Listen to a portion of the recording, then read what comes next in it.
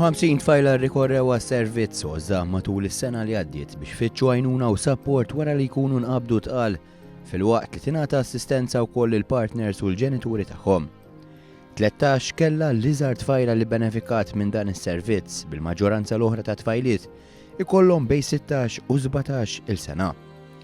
Fil-fatt kien hemm 13 il-tfajla fl-età ta' 16 il-sena u 24 tfajla oħra fl-età ta' 17 il-sena li nqabdu tqal.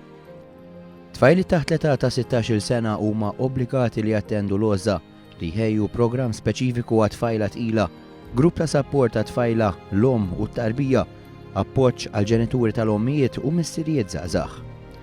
Dan fil-waqt li jfasslu programmi ta' prevenzjoni għal ġenituri fl-iskejjel sekondari kemm tal-istat kif ukoll tal-Knisja u dawk indipendenti.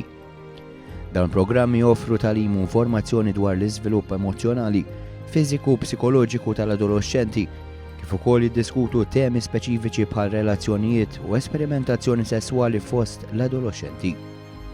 446 ġuvni u tfajl għamlu dan programm ta' prevenzjoni fir-reba' sena tas-sekondarja bil-2015 u l-2016 u li kienu jattendu skejjel tal-Istat u tal-Knisja. Programmi ta' prevenzjoni ma jingħatawx biss liż-żgħażagħ iżda anke lill-ġenituri biex ikunu kapaċi jiffaċċjaw ir-realtajiet tal-ħajja u kif il-ġenituri jistgħu jkunu għodda effettiva biex jedukaw l-ulidhom minn etajiet żgħar. Fi frar tal-2016 aktar minn 1000 student attendew programm ta' prevenzjoni fl-iskejjel post-sekondari.